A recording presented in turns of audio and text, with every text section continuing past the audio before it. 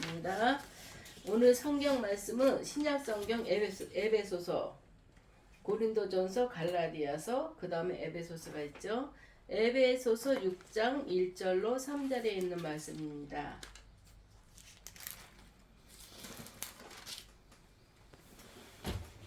(316쪽에) 있습니다.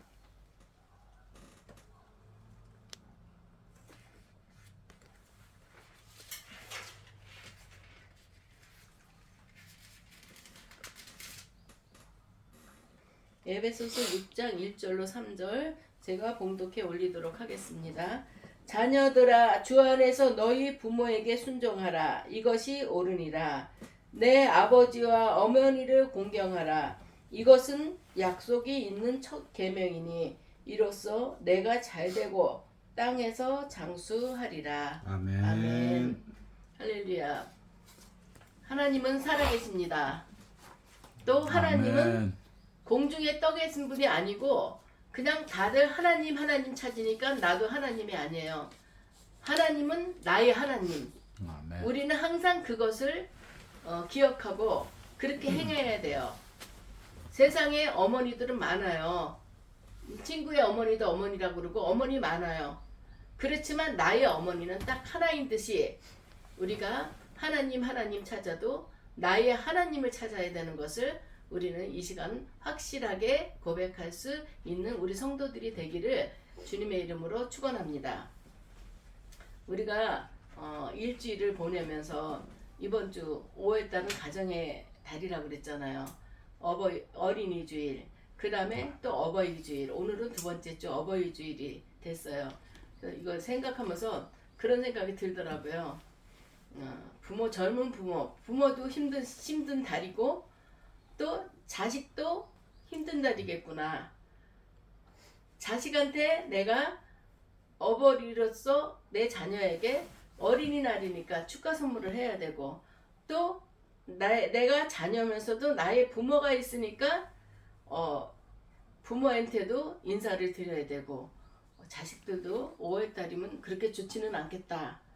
이런 생각도 들더라고요. 평소에 부모를 존경하고 살면서도 사랑하고 살면서도 이런 날이 되면은 좀 자식이 좀 힘들지 않을까 이런 생각도 듭니다. 하지만 지난주 어린이 주일을 보내면서 손주, 손자 또 자식들한테 아주 풍성하게 사랑을 받고 또 풍성하게 대접을 받아서 너무너무 감사한 주일이었습니다. 아멘. 오늘 어버이 주일입니다. 우리가 어버이 생각하면 이 말씀을 준비하면서도 어릴 때 생각이 나요. 어릴 때 생각이 나면서 그래, 우리 엄마가 예전에 이렇게 했지. 저는 아버지가 7살 때 돌아가셨기 때문에 아버지의 사랑은 전혀 몰라요. 물론 아버지가 돌아가시기 전까지 많이 사랑해 주셨다는 얘기는 들었는데 기억이 잘 안 나요. 너무 어릴 때라. 어머니 생각이 나면은 엄마랑 떨어져서는 한순간도 같이 살 수가 없는 것 같고 또 엄마랑 떨어져서는 내가 모든 것들이 떨어진다는 것은 생각도 못했던 그런 시절이 있었어요. 어버이날은 그래도 뭐 조금이라도 어떻게 해서 엄마를 즐겁게 해드리고 싶었고 조그만 거라도 해서 선물을 하려고 했던 거 그런 기억들이 납니다. 제가 재작년까지 교회 생활을 하면서 오늘 부른 찬양 이 찬양을 저는 못 불렀어요. 부르다 보면 목이 메어서 그 소천하신 친정 엄마가 생각이 나갖고 이 목이 메어서 이 찬양을 부르지를 못했어요. 그래서 교육자들은 뒤에 앉잖아요. 뒤에 앉아서 고개만 푹 숙이고 혀를 깨무는 거예요. 그러지 말아야지. 눈물 흘리면 안 돼. 우리 성도님들이 있는데. 근데도 그걸 절제할 수가 없더라고요. 그래서 어버이 주일 그때만 되면은 하나님한테 그런 기도를 해요. 어버이 주일날 예배 드릴 때 하나님 눈물바람 하지 않게 해주세요. 은혜로 그 예배를 드릴 수 있도록 해달라고 그런 기도를 했어요. 근데 오늘은 눈물이 안 나네요. 참 그것도 은혜죠. 그 찬양할 때 눈물이 나면 걷잡을 수가 없어요. 손수건이 옆에 있는 것도 아니고 그냥 이러면서 훌쩍훌쩍대고. 그 전에 보면은 어떤 분이 어버이날만 되면 매일 울어요. 그래서 아유 좀 참지 이랬는데 그게 내가 닥치니까 그게 아니더라고요.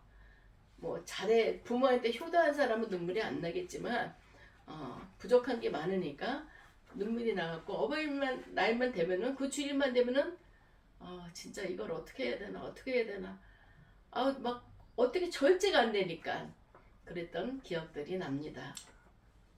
오늘 성경의 말씀에서도 우리가 이 어버이를 공경하라고 이런 말씀을 성경에서도 하고 있습니다.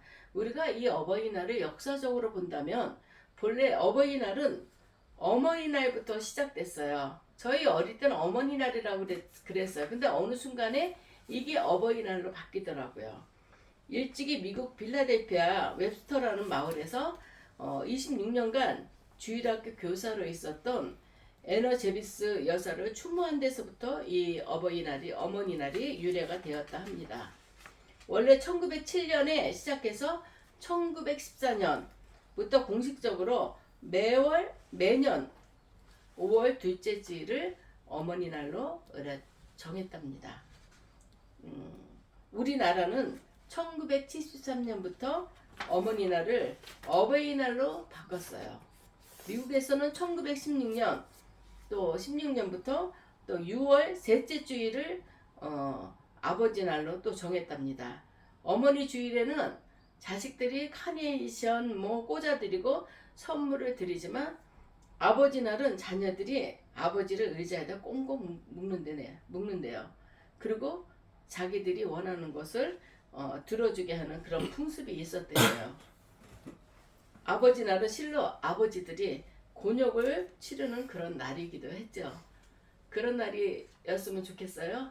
아버지를 꽁꽁 묶어갖고 아버지 나 이 선물 사주세요. 그때 1년에 한 번쯤 하지만 또 엄마는 자식 때문에 존경받고 선물 받고 그리고 아버지는 그렇게 된다고 불공평하죠. 아무리 우리가 자녀들이 이 모성애가 있기 때문에 엄마 뱃속에서 10달 동안 있었기 때문에 이 자녀들은 알게 모르게 엄마한테 많이 이렇게 마음이 가는 건 있죠. 그렇지만 아버지 없이 자기가 또 생겼겠어요? 유머러스하게 그런 풍습이 있었지만 지금은 다 없어진 그런 상황이 됐죠. 우리는 부모를 공경해야 된다고 했습니다. 공경할 이유는 우리가 10계명 5계명부터는 내 부모를 공경하라 이렇게 말씀하셨어요. 하나님이 계명을 10가지 계명을 주셨어요. 그런데 5계명은 내 부모를 공경하라. 내 하나님 여호와가 내게 준 땅에서 내 생명이 길리라 이렇게 말씀하셨습니다. 하나님의 계명이에요. 하나님이 이거는 해도 되고 안 해도 되는 게 아니라 반드시 하라. 꼭 해야 된다. 이런 하나님의 계명입니다. 창세기부터 아버지를 공경하는 자는 축복을 받았다고 성경에 나왔습니다. 아버지에게 불경하는 자는 저주를 받았어요. 하나님은 부모를 공경해야만 그 공경해야 되는 것을 십계명에 넣으시고 약속 있는 첫 계명으로 삼으셨습니다. 예수님은 부모님을 잘 순종하고 또 받드셨어요. 심지어 십자가 상에서도 어머니를 염려했어요. 십자가에 달리시면서도 그 제자들한테 말씀하신 거예요. 보라 내 어머니라 마리아를 두고 이분은 내 엄마가 아니라 너희 어머니다. 그랬을 때 그 제자들이 그 마리아를 자기의 집으로 모셨다는 그 성경 말씀이 나옵니다. 실로 자녀는 하나님의 주신 상급인 동시에 또 열매입니다. 자녀가 하나님이 또 우리에게 상급으로 주셨고 태의 열매는 우리 자식이 태의 열매거든요. 열매입니다. 우리의 열매들. 부모는 하나님의 대행자로 축복도 하며 예언도 하셨습니다. 우리가 창세기 28장 6절에 보면은 이삭이 야곱에게 축복하는 그런 말씀이 나옵니다. 그리고 또 창세기 49장 1절에 보면은 야곱이 이제는 이 생명을 자기 생명이 다 된 걸 알고 자녀들한테 임종을 맡기 전에 자녀들한테 축복기도 해주면서 자녀들한테 예언을 해주셨어요. 너희는 이렇게 될 것이다. 너는 형을 섬겨야 될 것이고 너는 동생을 섬겨야 되고, 동생을 섬기라는 것은 하나님께서 그 아들을 축복받지 못한 아들이 있었어요. 이렇게 하나님께서는 축복도 해주시고 예언도 해주셨습니다. 부모는 이 성경에서만 그린 게 아니라 부모는 자식들을 축복을 해줄 수 있는 그런 특권이 있어요. 그래서 항상 자녀들을 위해서 기도해요. 하나님, 우리 자녀 순서대로 기도를 하게 됩니다. 윤희, 윤진이, 태영이 이 식으로 기도를 해요. 우리 자녀들. 우리가 아무리 자식들한테 잘해줄라, 뭐 어떤 거를 주려고 그래도 유한한 거죠. 우리가 주는 거는. 그렇지만 하나님이 주시는 건 무한해요. 아멘. 내가 생각하지도 못하고 내가 계획하지도 못했던 거를 우리 하나님한테 우리가 기도해서 하나님부터 간구하면은 하나님은 놀랍게 역사해 주십니다. 아멘. 우리는 하나님의 능력을 알기 때문에 하나님 앞에 항상 자녀들을 축복하는 그런 기도를 하게 되는 것입니다. 그리고 우리 자녀들이 꿈을 키울 수 있게끔 하나님, 우리 아들은 이렇게 해서 하나님이 기쁘시게 하고 그 가정이 주님 은혜 안에서 복되고 복된 가정 되게 해달라고 자녀들을 기도할 때는 이제 여기 있는 분들도 자녀들을 위해서 기도를 하겠지만 그 마음에 요만큼이라도 잡티가 없어요. 그냥 하나님께서 술술 내가 내 자녀를 정말 이렇게 복되게 하고 싶고 우리 자녀들이 이렇게 살았으면 좋겠고 정말 살아가면서 어려움 당하지 않고 어떤 어려움을 당한다 하더라도 하나님께서 붙들어 주셔서 그걸 이기고 나갈 수 있는 우리 자녀들 되게 해달라는 그런 기도를 부모는 날마다 깨어서 하게 됩니다. 아멘. 왜냐하면 내 자식이기 때문에. 보면은 하나님도 내가 하나님을 그냥 하나님이 아니라 나의 하나님이라고 고백했습니다. 그러면 하나님은 나의 아버지가 되는 거예요. 그러면 나의 아버지가 내 자녀를 복을 주실 때 얘 이거 줄까 말까 그러겠어요? 무조건이죠. 무조건. 하나님께서는 눈에 보이지 않는 거, 우리가 계산할 수 없는 부분까지도 하나님은 우리에게 쏟아 부어 주신다는 것을 우리는 알아야 되겠습니다. 우리는 부모와 자녀의 관계는 가정 윤리의 기초가 되고 있습니다. 모든 인간이 행위의 첫 규범이라고도 얘기할 수가 있습니다. 인간 최소의 공동체는 우리가 봐도 가정입니다. 가정이 최소의 이런 인간의 최소 공동체가 가정입니다. 이 가정대조는 신구약, 신학의 원리요 평행 수행에도 못다할 인생 과제이기도 합니다. 우리가 그러면 부모를 공경하라 그랬는데 어떻게 부모를 공경해야 되나 한번 보겠습니다. 주님 은혜 안에 순종하라고 했습니다. 6장 1절에 보면 부모에게 순종하되 주 안에서 순종해야 한다는 것은 성경의 원리를 총망라한 것입니다. 아무리 효행이 중요해도 우리의 신조와 신앙 원리를 초월할 수 없다는 것입니다. 즉 주 안에서란 말은 하나님 섬김의 표준을 설명하고 있는 그런 것이기도 합니다. 우리가 아무리 부모를 공경한다 하더라도 하나님보다 더 높이 공경할 수는 없어요. 하나님보다 더 높을 수는 없고 부모를 향한 애정이 계명을 어길 수는 없는 것이라는 것입니다. 우리가 잘못하면 기이 여기고 섬기는 나머지 신앙의 대상이거나 어떤 종교적인 의식인 형식은 더욱 죄를 지을 수도 있다는 것입니다. 우리가 진짜 자녀를 너무너무 사랑하죠. 그렇지만 하나님보다 자녀를 더 사랑하면 이건 우상이 되는 거예요. 어떤 것이든지 하나님보다 더 사랑하면 우리는 우상이 되는 것입니다. 하나님 안에서, 하나님의 사랑 안에서 사랑할 수 있는 것, 하나님 그거를 말씀하고 있습니다. 또 6장 2절에 보면은 부모를 공경하라고 말씀이 나옵니다. 내 아버지와 어머니를 공경하라. 이것은 약속이 있는 첫 계명이니, 이렇게 나왔습니다. 공경의 의미는 무겁게 대하다, 혹은 명예를 높이다, 그리고 섬기다, 이런 뜻이기도 합니다. 어떤 이는 부친은 아버지는 공경해요.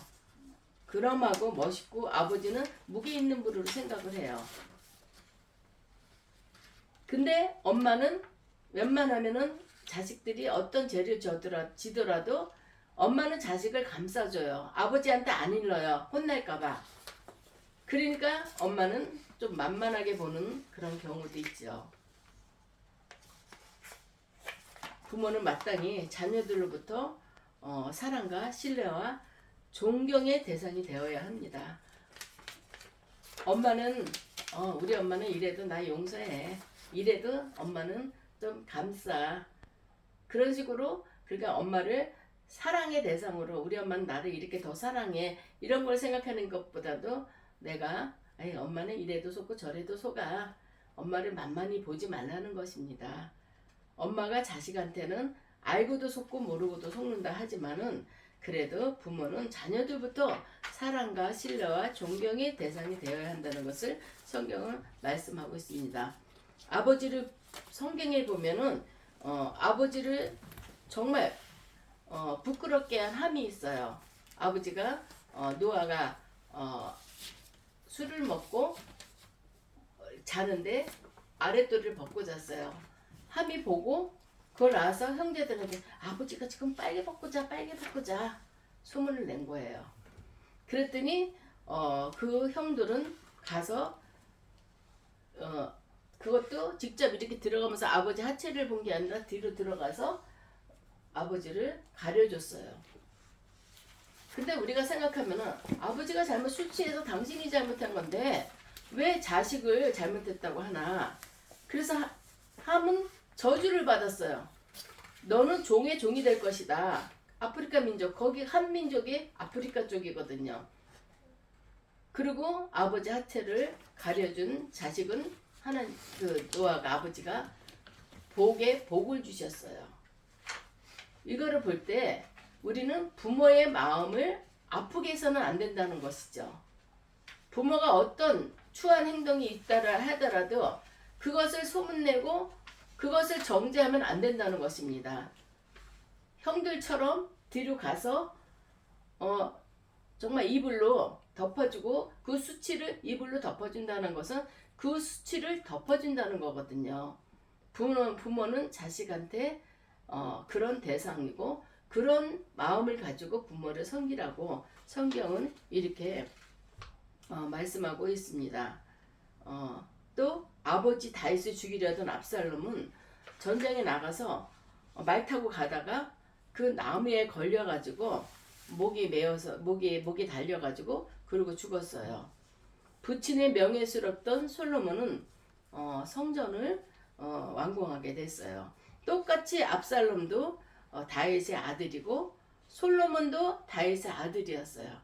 그렇지만 압살롬은 아버지를 대적했어요. 아버지를 죽이려고 해서 그리고 계획을 잡고 막 전쟁을 일으키고 하니까 다윗이 도망을 나가서 미친 사람처럼 행동하기도 했었어요.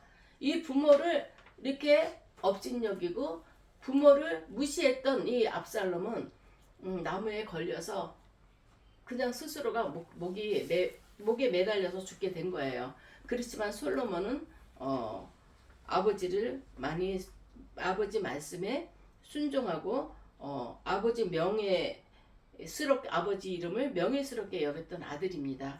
이 아들은 성전을 완공하는 그런 일을 했다는 것입니다. 성전을 짓는다는 것이 아무나 성전을 짓는 게 아닙니다. 다윗도 저도 성전을 짓겠습니다 했더니 하나님께서 너는 성전을 지을 수가 없다. 너는 네 손으로 피를 너무 많이 흘렸다. 그래서 다윗은 성전을 짓는 그 축복을 못 받았어요. 근데 솔로몬을 통해서 성전을 짓는 축복을 받았습니다. 큰아들은 아버지를 대적하고 그랬던 아들은 나무에 걸려서 죽었고 매달려서 죽었고, 아버지 말씀에 순종하고 아버지 이름을 높였던 아들은 이렇게 성전을 짓는 그런 귀한 축복을 받았다는 것을 성경은 말씀하고 있습니다. 그리고 우리는 부모를 공경해야 된다는 것을 약속 있는 첫 계명이라고 계속 나오고 있습니다. 제5계명은 다른 계명과는 달리 명령형과 약속, 명령이에요. 명령.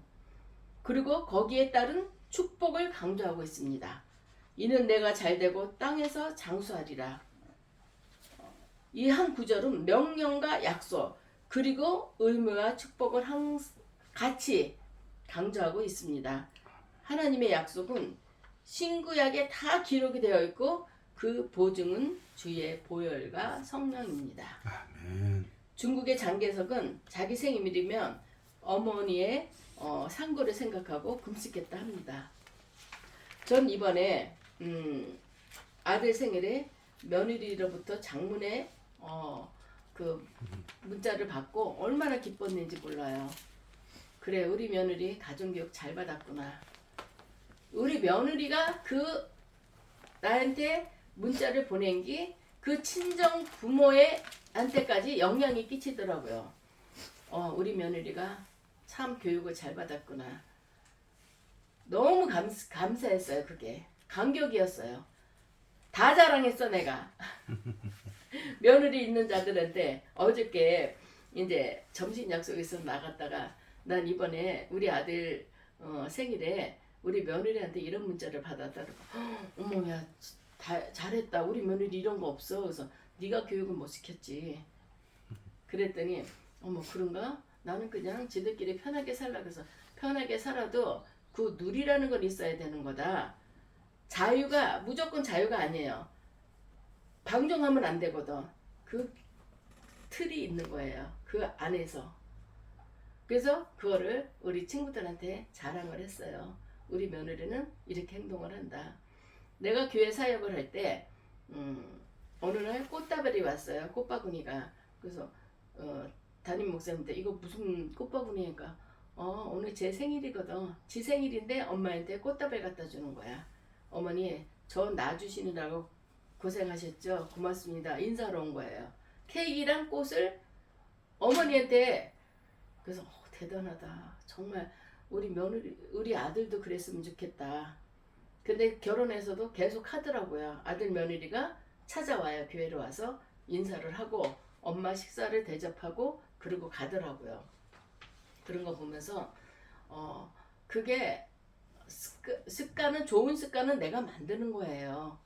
아니 뭐 그냥 뭐 바쁜데 뭐 그런 것까지 따지고 살아? 이렇게 생각하는 사람도 있겠지만 저는 이번에 그 문자로 내가 얼마나 몸이 따뜻해졌고 이게 그 기쁨을 어떻게 표현할 수가 없는 거예요. 너무 감사하고 하나님 우리한테 이렇게 정말 반듯한 며느리를 보내주셔서 감사합니다. 그 기도가 저절로 나오더라고요. 우리가 하나님의 약속이기 때문에, 하나님의 명령이기 때문에, 우리가 나라에서도 나라 법 헌법에 의해서 헌법에 위배되면은 우리가 그거에 대한 응당한 처벌을 받게 되죠. 하나님도 하나님이 내가 이렇게 해라 하고 십계명을 정해 주셨는데 거기서 내가 내 맘대로 지키지 않는다면 하나님이 안 기뻐한다는 것을 우리는 또 알아야 되겠습니다. 또 오래전에 11년 동안 연세대 총장을 역임했던 박대선 목사님이 계십니다. 그분은 모친을 지극히 봉양하여서 우리들이 귀감이 된 사실을 너무도 유명한 사건이기도 합니다. 성경에서 모세의 어머니 요게벳, 우리 교회사에 나오는 또 성 어거스틴의 어머니 모니카, 이 얘기는 너무나도 감동스러운 감동이죠. 그리고 19남매 중 15번째 아들 요한웨슬레 감리교회 창시자죠.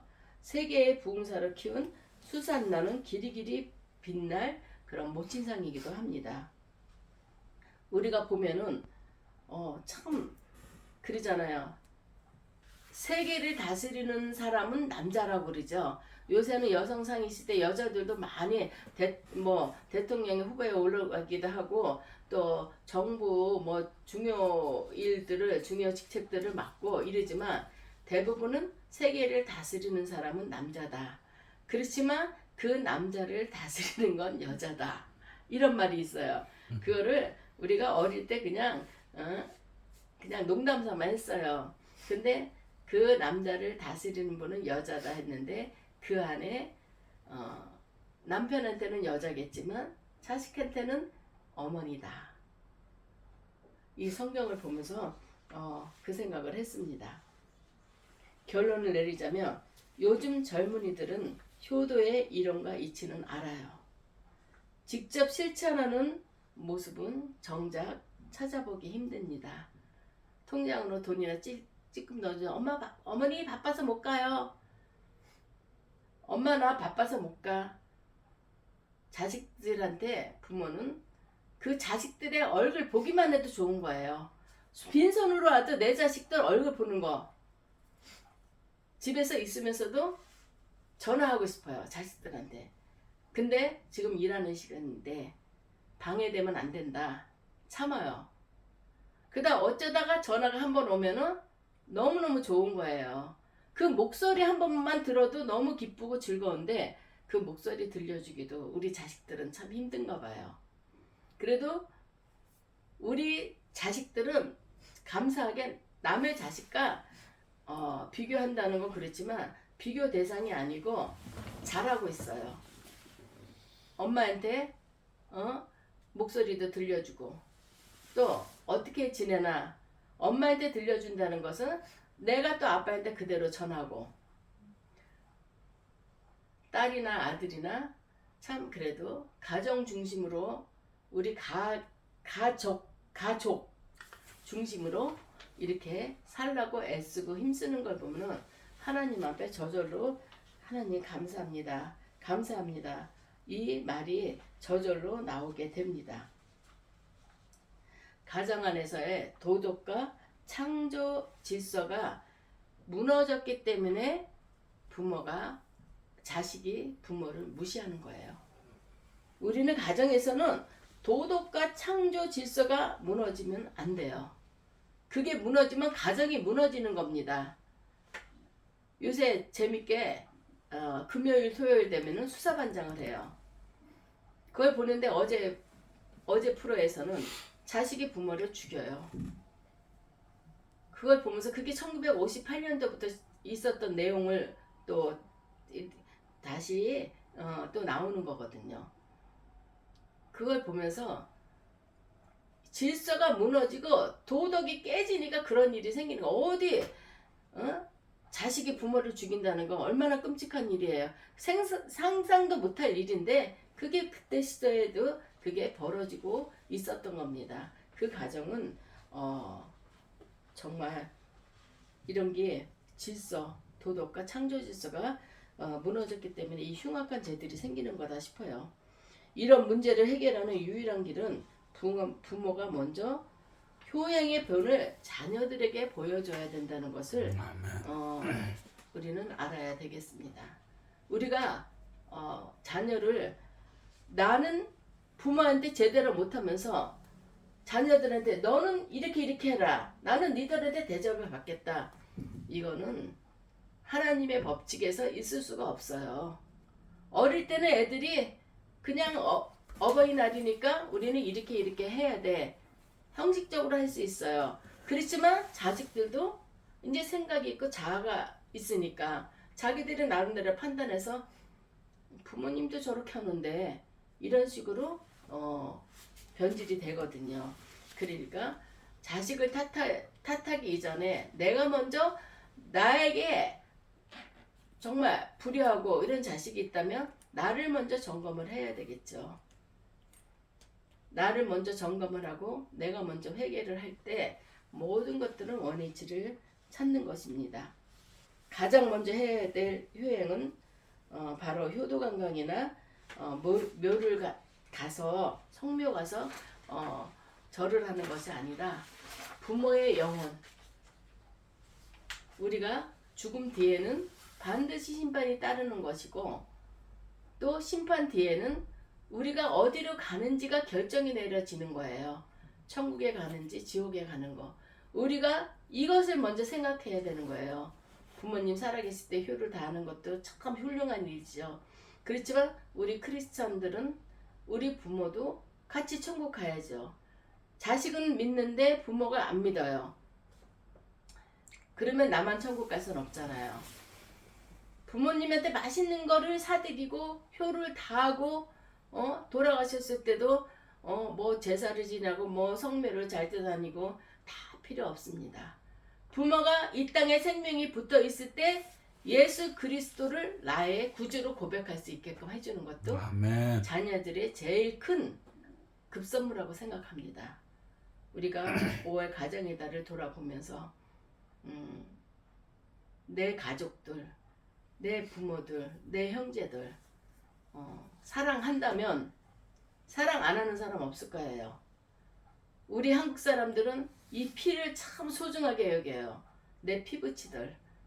정말 그들에게 내가 솔선수범하면서 더 그들에게 사랑을 베풀고 더 헌신하면서 그들이 하나님 품으로 오게끔 우리가 노력한다는 거가 이 다른 달도 그렇지만 5월에는 더 필요한 달이 아닌가 이렇게 생각을 합니다. 아멘.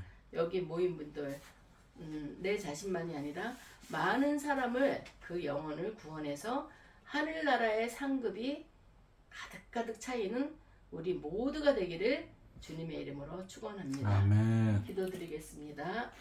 할렐루야. 살아계신 아버지 하나님, 주님의 은혜를 진실로 감사드리옵나이다. 오늘 아버지 하나님 주님 은혜 가운데서 어버이 주일을 이렇게 보낼 수 있도록 주여 도와주시네 감사합니다. 평소에도 우리가 부모를 존경하고 사랑하고 살았지만 더욱더 우리가 알아야 될 것은 우리 부모님들도 예수 믿고 그 영혼이 구원받는 귀한기 제일 큰 축복이라는 걸 알고 전하고 증거할 수 있는 우리 모두가 될 수 있도록 우리 주님 우리를 도와주시옵소서. 항상 정말 우리는 이 땅에서가 다가 아니고 죽음 뒤를 생각할 수 있는 자들이 될 수 있도록 주님 도와주시옵소서. 살아계신 예수님 이름으로 감사하며 기도드리옵나이다. 아멘. 아멘. 찬송가 582장